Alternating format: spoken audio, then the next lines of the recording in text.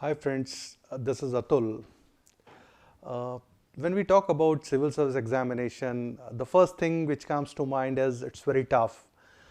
People talk about it as mother of all examinations, and when one starts, there is enthusiasm in the beginning, there is hope for success, but when one moves, then he faces the realities and then comes the time when they really come to know about what the examination is. This exam is very easy, I would say, because if you understand UPSC's intent, it becomes very easier. Why I'm saying this? Because people talk about negativity, I'll talk about positivity. The best thing which is evident in front of us is every year, almost 10% of the successful candidates, they achieve success in first attempt. You must have seen the result of Kanish Kataria, first rank, fourth rank Shreyans Kumar, the fifth rank Shristi. There are number of candidates who achieve success in first attempt. No doubt there are few who have achieved success in top ranks. They have fulfilled their dreams and they have accomplished their goal. But there are few who find place in the merit list down the line where they get other services like IPS, police service, or Indian Revenue Service, or maybe railway and other services which are available, and as per rank they get. That shows that those who are able to do it in the very first attempt, it means this is within the reach of common candidates. You need, first thing is courage. There are few things which you need to follow when you start preparing for civil service examination. Courage, commitment, and above all, capability. Capability is your first thing which gives you power to choose civil services as your career. And when you move on, you need a lot of courage because it's a tough examination which has got so many diverse disciplines to deal with. You have to read history, geography, polity, environment, current affairs, you name anything under the sun, probably you can be asked anything. So there are few things which you require, and most of the things when you talk about general studies, that is the one thing which determines result, definitely, because domain of general studies has the largest weightage. You have 1000 marks out of 2025, and if you are able to perform well in general studies, your chances are really good, and then your performance in your optional subject, that helps you in achieving good rank, and you can always plan things.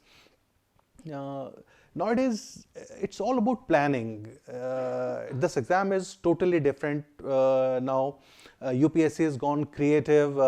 They've got a lot of innovations every year, and these creativity and innovations which UPSC brings in, that makes it look like as if this is unpredictable.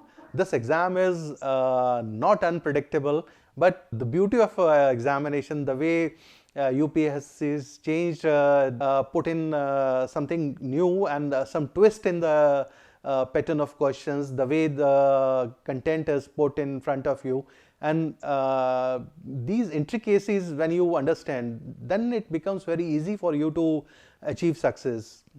When you plan, you have to understand first thing.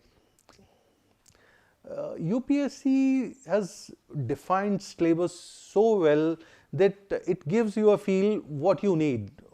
All the disciplines which you have to read, what all you require for prelims, for mains, even for interview also they have clearly spelled out their intentions. So when you look at the notification, you look at UPSC's message, they are looking for journalists, not specialists. That sentence itself is one thing which can really give you a direction in which you have to move on. You are here for achieving success. You are here for fulfilling your dream, your childhood dream for IAS officer. So the best thing is you understand what UPSC is saying and try to follow direction in which you are able to prepare yourself mentally as well as intellectually to counter the challenges which this examination throws. When you talk of prelims, you have got two papers, compulsory papers, general studies and CSET aptitude test. Paper 2 has become qualifying, so not a big challenge now. And when we talk about general studies paper, this has got many constituents which are common with the mains examination syllabus. So that's the reason when you read the syllabus first, prelims, mains and interview, you understand the interlinkage, then it becomes very easy for you to understand in what way you have to plan your endeavor. There are few things which are common in as I said, prelims and main examination. You have to figure those out. They're like you have got history, you have got geography, you have got polity, economy, current affairs. There are many constituents which are common, and it is a proven that those who adopt integrated approach, means oriented approach, they find it easier to cope up with the pressure which this examination throws. When I talk of integrated examination, that clearly defines that first you have to look at your mains examination related requirements, and then after that you look at prelims examination. Before talking further, I would say that when you are starting preparing, if you are a fresher, you are thinking of appearing examination, civil service examination, aim at 2021. You need a year to prepare for the complete syllabus. First, look at mains related requirements. For that, you need to choose your optional. You'll have to define your optional when you'll be applying for civil service examination next year when you'll appear in the examination. When you look at optional subjects requirements, you have to look at the subject which can really deliver, which can help you in getting good marks, because it's all about your performance, your aggregate, and proven fact that those who are able to score very good marks in written examination, in main examination, the dependence on interview reduces a lot, and in case they are able to perform well in interview, then you can very well assure yourself top ranks. You can be among top 20, top 50, and you'll get most of your desire. In which case, it's most of the cases it is Indian Administrative Service, IAS. But now there's a lot of change in the liking. Youngsters there who like police services, who like revenue services. In recent years, we have seen people have really spelled out their preferences as far as service is concerned, and if I talk about 2 decades back, Indian Foreign Service used to be the top of mind. IAS ruled for so many years, it's still ruling, but now there are few youngsters who, like Saad Mia Khan last year, then you had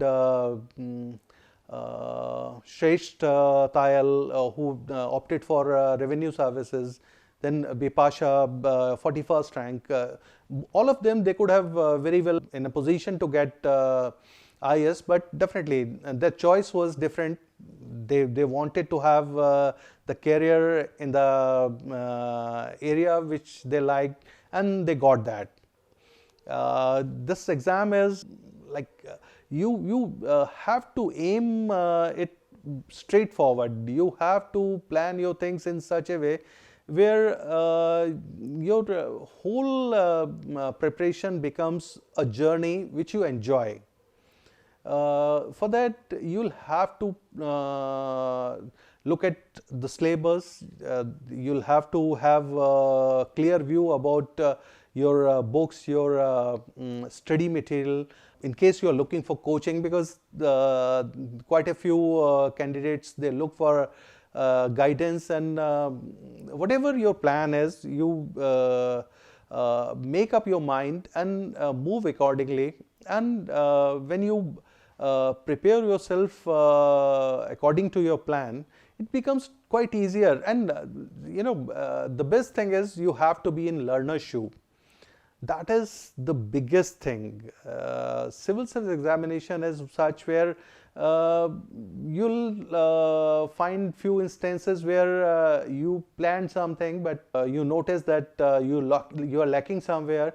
When you evaluate your performance, your preparation, you find a few areas where you lack content. Probably you are not able to understand those topics properly. There are few areas where you commit mistake quite often. It is repetitive kind of mistakes you do, and that's one area where probably you need to work. You need to look at things. The problem is if it is about content or it's about understanding, it's about understanding concepts. So no harm in reaching out to the people you trust. You can talk to your friends, your seniors, your mentors. You can get guidance, and you can get some insights from previous year's toppers. There are a lot of videos uploaded on YouTube. You can reach out to the people, and you'll have time to mend all these loopholes which you are existing in your preparation, so that when your examination approaches, you are confident, you feel that you are ready for this examination. And the last thing I'll say, you take your first attempt when you feel confident. You are able to understand that you are able to meet out the requirements set out in what UPSC is looking for, and looking at previous year's papers, you get a lot of idea about the trend, about the quality of questions, the way UPSC evaluates your performance. So that thing definitely gives you good idea about your things, and accordingly you can see, because your first attempt should be the best attempt, and God forbid you are not able to make it, you will know at least where you are lacking. You will be able to overcome all the problems, and probably in second or third attempt you will be able to succeed. So my best wishes to all of you, and I wish grand success, and I hope you all will be able to fulfill your dreams. God bless. Thank you.